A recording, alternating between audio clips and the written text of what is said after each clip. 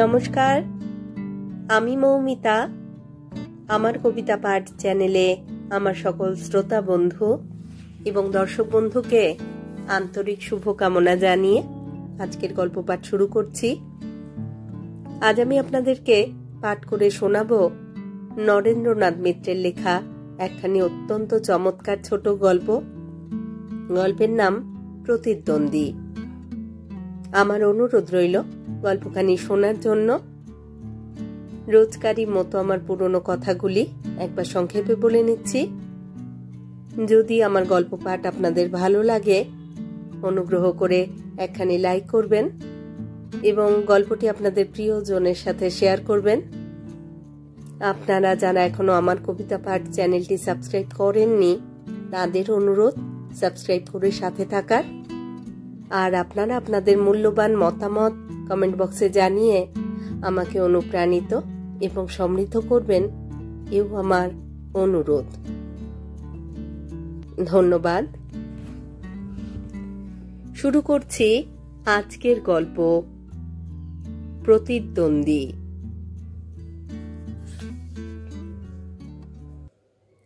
খুশিতে রেবার মুখ আরো সুন্দর দেখায়। দোতলা বাড়িটা সমস্ত ঘরগুলি, ঘরের সমস্ত আসবাবপত্র সে ঘুরে ঘুরে দেখে।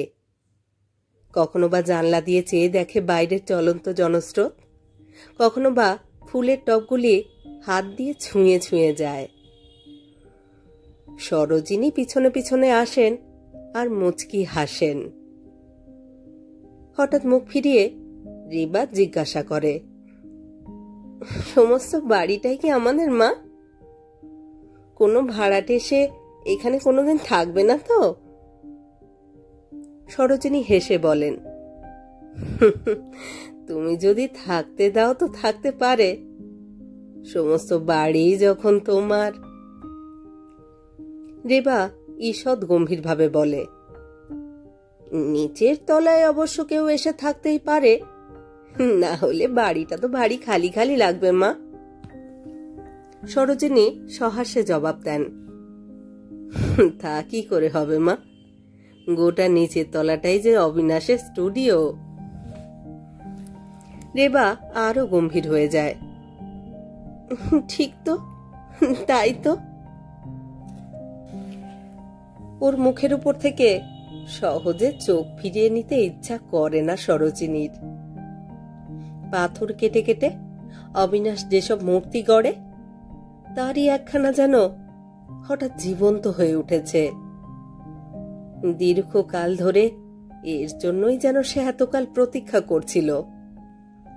দেশ বিদেশে শুধু রূপ খুঁজে বেরিয়েছে অবিনাশ, কিন্তু কিছুতেই তার কোনো মেয়েকে পছন্দ হয়নি। সরোজিনী বলতেন, তোর কপালে আছে কালো কুশ্রী মেয়ে, অত বাছাবাচির ফল কি কোনোদিনও ভালো হয়? শ্যামবাজারের এক অখ্যাত গলিতে মধ্যবিত্ত এক কেরানির ঘরে এমন রূপ যে এতদিন লুকিয়েছিল, তা অবিনাশের ছাড়া আর কার চোখে পড়বে? সারা জীবন ধরে পৃথিবীতে যে কেবল রূপই খুঁজেছে আর সৃষ্টি করেছে। অবিনাশের স্টুডিওতে ঢুকে রেবা কিছুক্ষণ চুপ করে দাঁড়িয়ে থাকে, তারপর খিলখিল করে হেসে ওঠে। সত্যি কি অদ্ভুত মানুষ গো তুমি! আমি কতক্ষণ ধরে দাঁড়িয়ে আছি, তুমি তো মোটে টেরই পেলে না। কি একটা অসমাপ্ত মূর্তির সামনে নিবিষ্ট মনে অবিনাশ কাজ করে যাচ্ছিল। মৃদু হেসে ঘাড় ফিরালো। আগে থেকে টের পেলে অমন মিষ্টি হাসি কি শুনতে পেতাম? হাসি বন্ধ করে রেবা জবাব দেয়, মা গো, কি অসভ্য গো তুমি! কিন্তু অসাধারণ ক্ষমতা তোমার। এত বড় আর এমন সুন্দর বাড়ি আমাদের বিজয় কাকাও করতে পারেননি, জানো? তুমি যে এত বড় লোক তা সত্যি আগে বিশ্বাস হয়নি। কেমন একটু ম্লান ছায়া পড়ে অবিনাশের মুখে। মৃদু হেসে বলে, তাই নাকি? জবাব না দিয়ে বড় বুদ্ধ মূর্তিটার দিকে রেবা একবার তাকায়, আর অবিনাশ অপেক্ষমানভাবে তাকিয়ে থাকে রেবার দিকে। নিশ্চয়ই সুন্দর কোনো মন্তব্য এবার তার মুখ থেকে বেরুবে। কিন্তু ততক্ষণে জানালা দিয়ে রেবার দৃষ্টি গিয়ে পড়েছে রাস্তার উপর। এই শোনো, শিগগির এসো এসো, যদি দেখবে তো ছুটে এসো শিগগির। রেবার কল ও কণ্ঠ উচ্ছ্বসিত হয়ে ওঠে। অনন্যোপায় হয়ে অবিনাশকে উঠে আসতেই হয়। কি কি দেখব? রেবা বলে, দেখো ওই ভিখারিটার দুটো পাই কাটা, তবু হামাগুড়ি দিয়ে কিভাবে এগিয়ে যাচ্ছে চেয়ে দেখো। পা নেই তবু চলবে। যদি নিজেদের বাড়িতে থাকতুম না, চেয়েছি ওকে আমি ঠিক এদিকে ডেকে আনতুম, কিন্তু এখানে তো তা করতে গেলে লোকে নিন্দে করবে বলো। কিন্তু যাই বলো, ভারী অদ্ভুত লাগছে আমার। একটা পাও নেই তবু ওর চলা থামছে না। অবিনাশ এক মুহূর্ত চুপ করে থাকে, তারপর বলে, আর আমার মূর্তিগুলোর দুটো করে পা থাকা সত্ত্বেও এক পাও নড়ছে না, তাই নয়? কিন্তু জানো রেবা, নড়ে নড়ে ওরা ঠিকই, কেবল সকলের তা চোখে পড়ে না। পুত্তলিকার চোখ আছে, অথচ তা দেখতে পায় না। আসলে কি জানো, তেমন পুতুলের সংখ্যা মানুষের মধ্যেই বেশি, যারা দেখতে পায় না। মূঢ় দৃষ্টিতে রেবা স্বামীর দিকে তাকায়। কথার অর্থ সবটা না বুঝতে পারলেও ক্রোধের আভাসটা তার কাছে অস্পষ্ট থাকে না। অবিনাশ তার উপরে রাগ করেছে, কিন্তু কেন? বড় বড় শিল্পীদের মেজাজ কি এইরকমই হয়? অবিনাশ যে তাকে পছন্দ করবে এই কথা বাড়ির কেউ ধারণাও করতে পারেনি। বাংলাদেশের নামকরা শিল্পী অবিনাশ অনেক নামকরা সুন্দরীকে সে অপছন্দ করেছে। রেবাকে যে তার পছন্দ হয়ে গেছে, এটা রেবার ভাগ্য আর শিল্পীর খেয়াল। বর্দার মুখে এই ধরনের ব্যাখ্যাই সে শুনেছে। মা বলেছিলেন, আর তো কোনো দিকে কোনো আপত্তির কারণ নেই। কিন্তু বিভূতি, তোদের মুখেই শুনেছি বাংলাদেশের ইনি নামকরা একজন লোক, অবস্থাও খুব ভালো। কিন্তু আমার রেবার তুলনায় বয়সটা একটু যেন বেশি মনে হয়। 35-40-এর কম কি হবে? আর বাধা দিয়ে বিভূতি বলেছে, পুরুষের পক্ষেও আবার একটা বয়স মা। সবাই তো আর তোমার বড় ছেলের মতো নয় যে বাল্যকালেই বিয়ের পর্বটা শেষ করে রাখবে। সমাজে খ্যাতি প্রতিপত্তি অর্জন করে তবে না আজকালকার ছেলেরা বিয়ে করে মা। আর যা দিনকাল, তাতে তো প্রতিষ্ঠিত হতে হতে লোকের অতটুকু বয়সের প্রয়োজন হয়। এ তো আর বাপ দাদাদের আমলের সম্পত্তি পেয়ে বড় লোক হয়নি, কিংবা পাট রসুনের কারবারে সিন্দুক ভরেনি, শিল্পের সেবা করেছে। একদিক থেকে এসেছে যশ, আর একদিক থেকে এসেছে অর্থ। শুধু মূর্তিকেই তো গড়েনি, নিজের প্রতিষ্ঠাকেও গড়ে তুলেছে। আর হ্যাঁ, আর কি আপত্তির কথা বলছিলে মা?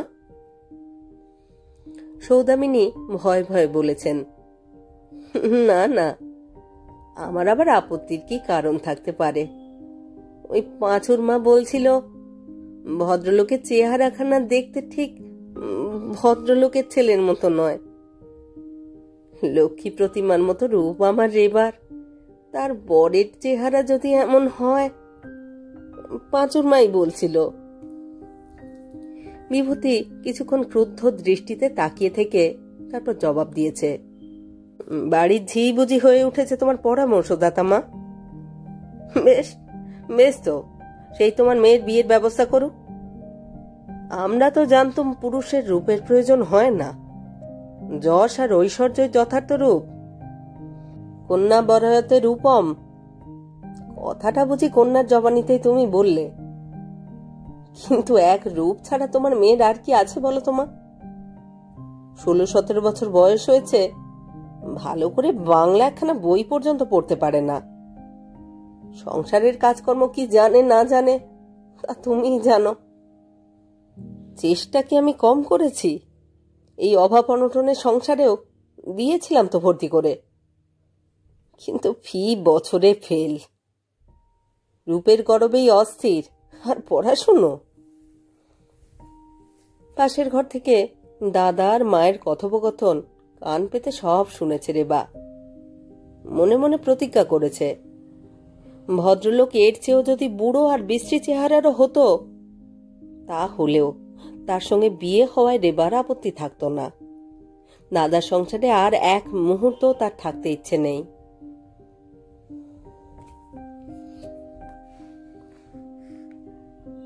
অবিনাশ অপলকে ওর দিকে চেয়েছিল। বিষণ্ণ চিন্তিত ভঙ্গিতে ভারী সুন্দর দেখাচ্ছে রেবাকে। এই ভঙ্গিরই একটা মূর্তি গড়তে হবে ওর, অবিনাশ মনে মনে ঠিক করল। কিন্তু মুহূর্ত খানেক মাত্র, তারপরেই রেবার ঠোঁটে আবার হাসি ফুটে উঠেছে। হাসছ যে? অবিনাশ একটু বিস্মিত হয়ে জিজ্ঞাসা করল। হাসি চাপতে চাপতে রেবা বলল, ছোটদার কথা মনে পড়ে গেল। দাদা হলে কি হবে, কি ভারী ফাজিল যে। কেন, কি ফাজলামি করেছিলেন তিনি? হাসিতে রেবা একেবারে ভেঙে পড়ল। তিনি, মা গো, তিনি ছোটদা হয়ে পড়ল। তিনি আমার চেয়ে তো 1.5 বছরে বড় মাত্র, আর সেকেন্ড ইয়ারে পড়ে, তাই তাকে তুমি তিনি বলবে? অবিনাশ হাসল। আচ্ছা, তা না হয় নাই বললুম, কিন্তু হাসছিলে কেন? ছোটদা কি বলেছিল জানো? তুমি আমাকে বিয়ে করছো মডেল করবে বলে। প্রত্যেক আর্টিস্টেরই নাকি 2-1টি করে মডেল থাকে। অর্ডার মাফিক ঘন্টার পর ঘন্টা কিভাবে তাদের কর্তার সামনে দাঁড়িয়ে থাকতে হয়, কোমর বাঁকিয়ে ছোটদা তাই দেখাচ্ছিল। মাগো, এমন হাসাতে পারে ছোটদা? আর যাই করো, আমাকে কিন্তু তোমার মডেল হতে বলো না। ছোটদার ভঙ্গি আমার মনে পড়ে যাবে, আর হাসতে হাসতে আমি মারা পড়ব। অবিনাশের মুখ গম্ভীর হয়ে উঠেছে। আচ্ছা যাও, মারা তোমাকে পড়তে হবে না। দূরের বাইরে হঠাৎ চোখ পড়ে গেছে রেবার। কেউ? মনিরাম, দাঁড়াও দাঁড়াও, তোমাকে আমি একটা জিনিস কিনতে দেব। তোমাকে আমি একটা জিনিস কিনতে দেব, যেও না যেন।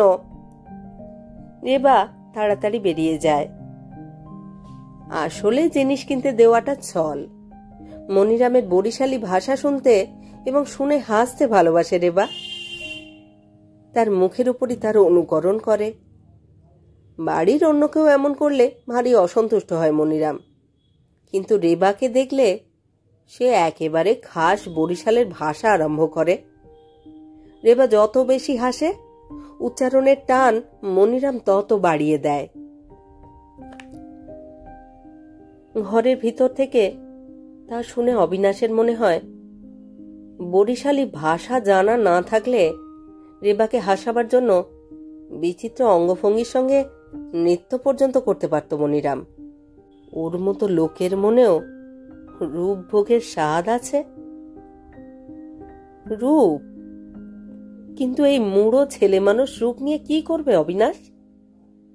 যার কেবল রূপই আছে, রূপবোধ নেই, রূপ সৃষ্টির কোনো কাজে যাকে লাগানো যাবে না, তাকে দিয়ে কি হবে অবিনাশের? যত দিন যায় বিরক্তি অবিনাশের তত বেড়ে যায়। রেবার চঞ্চল প্রাণবত্তা কিছুর মধ্যে যেন ধরে রাখা যায় না। যত ব্যর্থ হয় অবিনাশ, তত তার ক্রোধ বাড়ে। ইতিমধ্যে অনেকবার চেষ্টা করেছে রেবার মনে যাতে শিল্পবোধ আসে, কিন্তু কোনো লাভ হয়নি। এসব কথা তুলতে সে পালিয়ে যায়। কোনো না কোনো ছলে চলে যায় বাইরে। ইদানিং সযত্নে বরং সে অবিনাশকে পরিহার করেই চলতে চায়। নতুন একটা দেবমূর্তিতে হাত দিয়েছে অবিনাশ। ময়মনসিংহের কোনো এক জমিদারের ষোড়শী কন্যা বিধবা হয়ে ফিরে এসেছে। তার মন যাতে প্রবোধমানে ধর্মভাব জাগে, তার আয়োজনের অন্ত নেই। দেবমন্দির প্রতিষ্ঠিত হয়েছে, এবার দেবমূর্তির প্রয়োজন। মদন মোহনের মনুষ্য প্রমাণ মর্মর মূর্তি অবিনাশকে গড়ে দিতে হবে। খানিক পরে সরোজিনী ঘরে ঢুকলেন। এইমাত্র পূজার ঘর থেকে তিনি বেরিয়ে এসেছেন। শ্বেত পাথরের রেকাবিতে দেবতার প্রসাদ, কয়েক খণ্ড শসা আর দুটি নতুন গুড়ের সন্দেশ, তার নিজের হাতের তৈরি। হাত পাত অবিনাশ, হাতখানা পাত। কাজের সময় কারো বাধা অবিনাশ সহ্য করতে পারে না। ভ্রু কুঞ্চিত করে বিরক্তি সুরে বলে, কেন, হয়েছে কি? সরোজিনী প্রসন্ন হাসি হাসেন। কিছুই হয়নি, প্রসাদ নে। ও, মিছিমিছি কেন বিরক্ত করতে আসো বলো তো?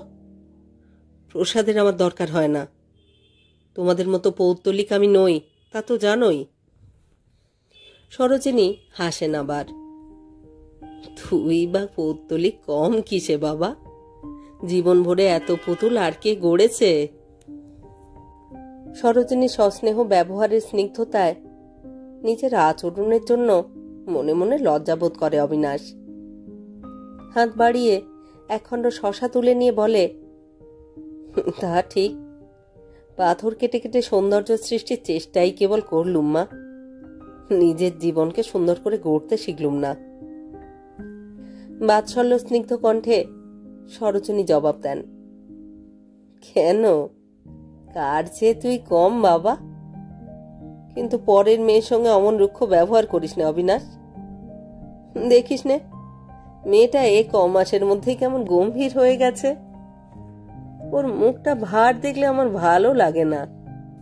ওর ম্লান বিষণ্ণ মুখ দেখলে আমার বুকের ভিতর যেন কেমন করে ওঠে। অবিনাশ জবাব দেয়, কিন্তু সংসারের লোককে তো মাঝে মাঝে গম্ভীরও হতে হয় মা, মানুষের সেও এক রূপ। আচ্ছা ঠিক আছে, ওকে একবার পাঠিয়ে দিও তো এখানে। একটু পরে রেবা এসে উপস্থিত হয়। সত্যি ডেকেছ আমাকে? অবিনাশ বলে, কেন, তোমাকে কি আমি ডাকতে পারি না? তুমি তো আসতে চাও না এ ঘরে। আসতে কি আর আমার ইচ্ছে করে না? ইচ্ছে করে না আমার? করে কেন বলো তো? অর্থপূর্ণভাবে রেবা একটু হাসে। হা, যেন কিছুই বোঝেন না। বোঝে, অবিনাশ সবই বোঝে। অবিনাশের আদর চায় রেবা, তার কাছ থেকে গল্প গুজব শুনতে ভালোবাসে রেবা। এই ঘরে আসে রেবা নিতান্ত অবিনাশের জন্যই। অবিনাশের সৃষ্টির দিকে বিন্দুমাত্র ঔৎসুক্য কি আগ্রহ নেই রেবার। কিন্তু ও ধরনের দৈহিক আরাম তো যে কোনো পুরুষই রেবাকে দিতে পারত। তার জন্য শিল্পী অবিনাশের কি প্রয়োজন ছিল?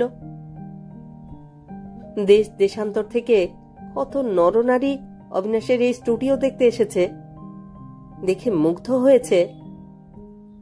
শুধু কোনো মুগ্ধতা এলো না, কোনো বিস্ময় জাগলো না রেবার মনে। তার শিল্পকে, তার সৃষ্টিকে একটুও ভালোবাসলো না রেবা। স্বামীর খ্যাতি আছে, ঐশ্বর্য আছে, এইটুকুই সে বোঝে। তার সৃষ্টির প্রতিভাকে উপলব্ধি করবার মতো বোধ শক্তি রেবার নেই। আচ্ছা রেবা, স্টুডিও ভরে নানা রকমের এত যে মূর্তি, এর কোনোটি কি তোমার মনে আনন্দ দিতে পারলো না? এর কিছুই কি তোমার ভালো লাগে না? সত্যি বলো তো। রেবা জবাব দেয়, ভারে, তোমার নিজের হাতের তৈরি জিনিস আমার ভালো লাগবে না? সব আমার ভালো লাগে, সব ভালো লাগে। নৈরাশ্যের বিবর্ণ হাসি অবিনাশের ঠোঁটে কিছুক্ষণ লেগে থাকে। ঝুলনের আগেই মূর্তি সম্পূর্ণ করে পাঠিয়ে দিতে হবে। দিন রাত অবিশ্রান্ত পরিশ্রম করতে হয় অবিনাশকে। মূর্তি শেষ হয়ে গেছে, কিন্তু আশ্চর্য, জমিদারের তরফ থেকে কোনো খোঁজ খবর তো নেই। অবশেষে 2 দিন পরে শহরের ম্যানেজার এসে উপস্থিত হলেন। অন্য কি কার্য উপলক্ষে তিনি কলকাতায় এসেছিলেন। যাওয়ার পথে হয়ে গেলেন অবিনাশের বাড়ি। অবিনাশ বলল, কি ব্যাপার, মূর্তি কি নেওয়ার ইচ্ছা নেই আপনাদের? ম্যানেজার বললেন, আমরা ভারী লজ্জিত মশাই, যার জন্য মূর্তির দরকার ছিল তার আর প্রয়োজন নেই। অবিনাশ বলল, কেন? ম্যানেজার গোফের তলায় মুচকি হেসে বললেন, সেসব বড় ঘরের বড় বড় কথা আমাদের মুখে সাজে না। অবিনাশ মহা বিরক্ত হয়ে উঠেছিল। বেশ, না সাজে না বলবেন, শুধু এইটুকু আমি শুনতে চাই, মূর্তিটি আপনারা নেবেন কিনা, নাকি আর কাউকে বিক্রি করে দেব?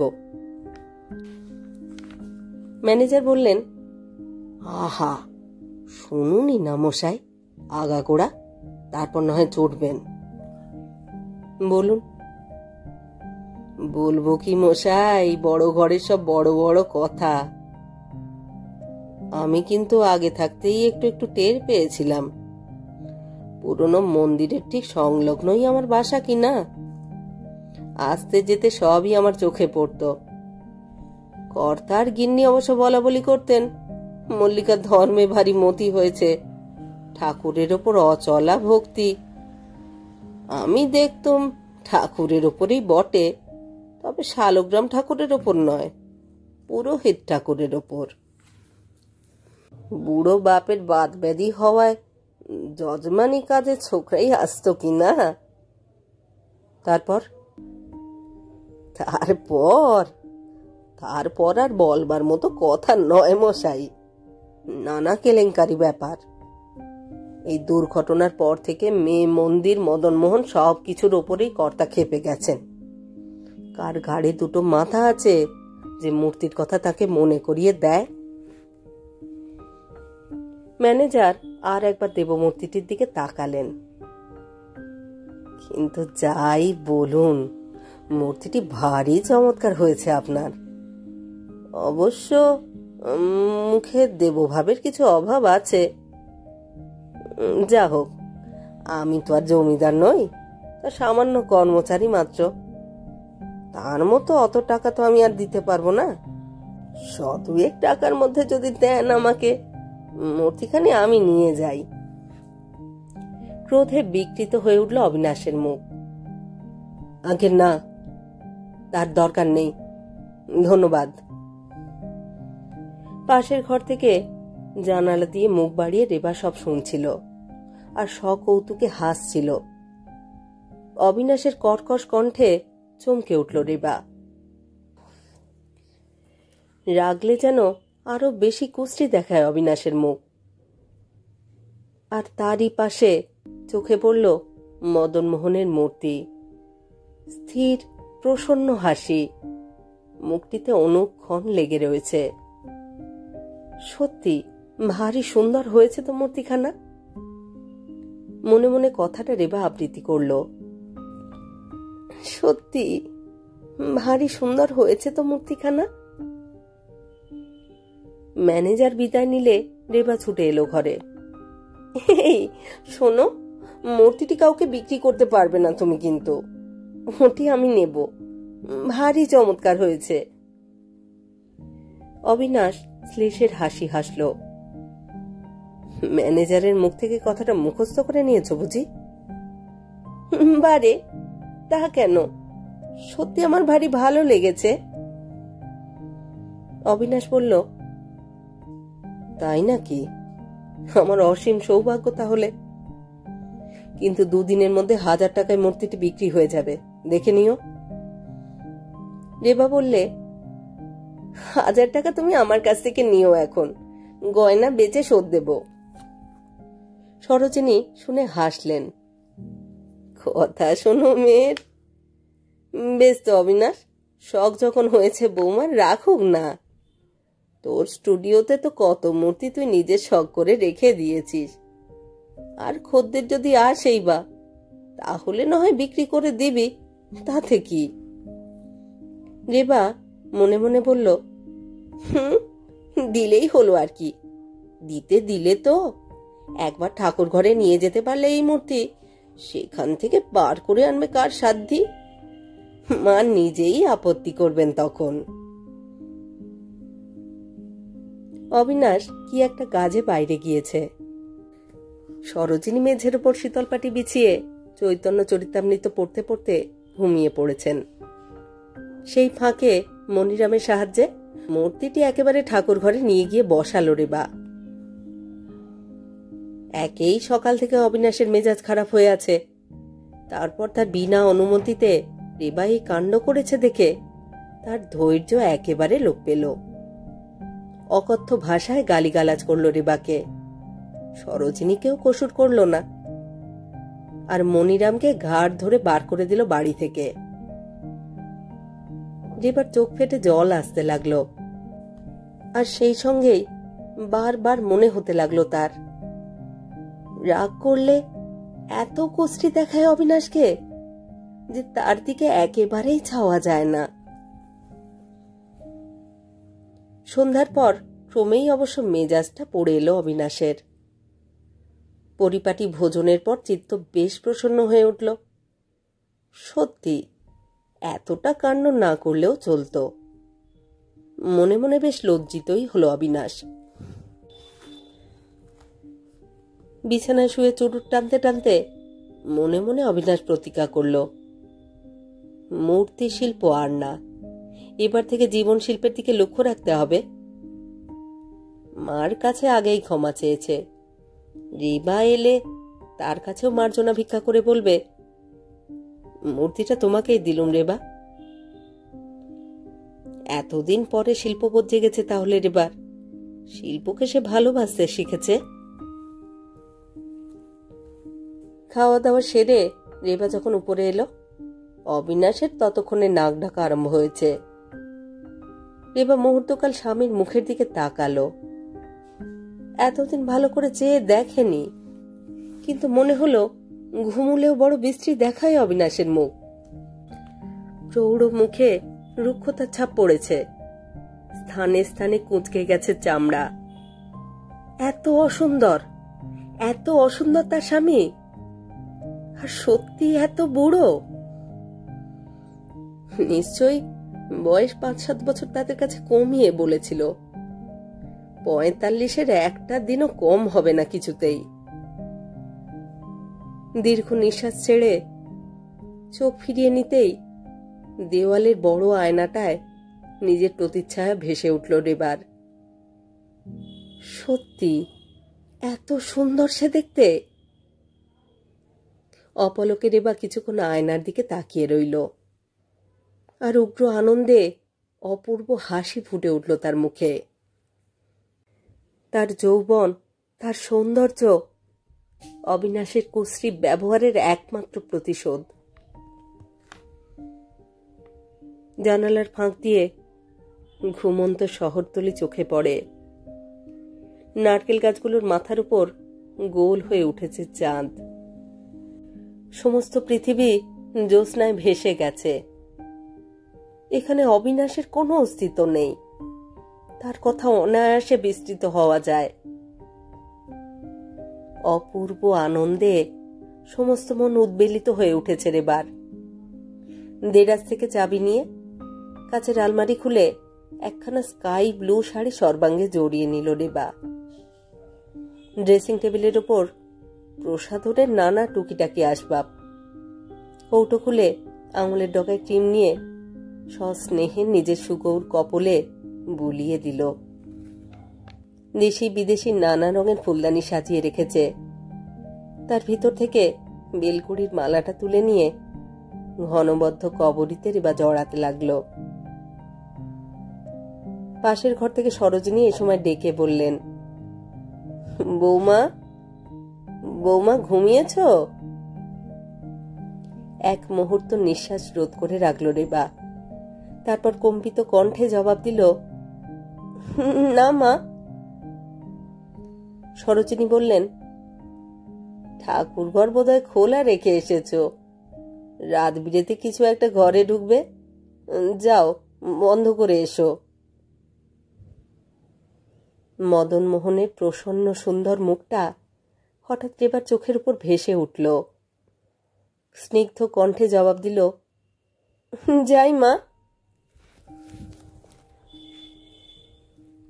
খানিক পরে ঘুম ভাগল অবিনাশের।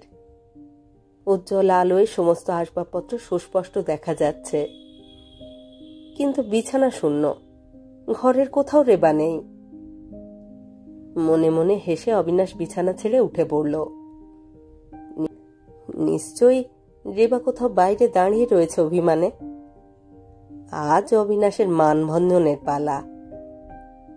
নিঃশব্দে পা টিপে টিপে বেরোল অবিনাশ। হঠাৎ পিছন থেকে আলিঙ্গনাবদ্ধ করে চমকে দেবে রেবাকে।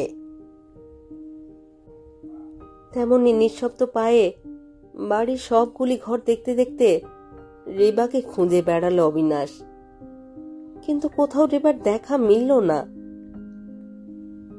হঠাৎ অবিনাশের চোখে পড়ল সরোজিনীর পূজার ঘর থেকে নীলাভ আলো বিচ্ছুরিত হচ্ছে। এত রাত্রে ওখানে কে? রেবা কি শেষ পর্যন্ত ঠাকুর ঘরে ঢুকেছে? অবিনাশ নিঃশব্দে এগিয়ে গেল। ভেজানো দরজাটা আস্তে আস্তে ঠেলে দিল অবিনাশ। তারপর স্তব্ধ হয়ে দাঁড়িয়ে পড়ল। নরম নীল আলোয় সমস্ত কক্ষটি অপূর্ব রহস্যময় হয়ে উঠেছে। মদন মোহনের গলায় দুলছে বেলকুঁড়ির মালা, আর তার সামনে আর একটি মর্মর মূর্তির মতো রেবা দাঁড়িয়ে। মাথার আঁচল খসে পড়েছে মাটিতে। হাতের মোমবাতি থেকে গলিত মোম ঝরে ঝরে পড়ছে সেই আঁচলের উপর। রেবা? অবিনাশের কণ্ঠ করুণ আর্তনাদের মতো কক্ষময় প্রতিধ্বনিত হল। চমকে উঠে মুখ ফিরালো রেবা। লজ্জায় শঙ্কায় অপূর্ব সুন্দর দুটি চোখ।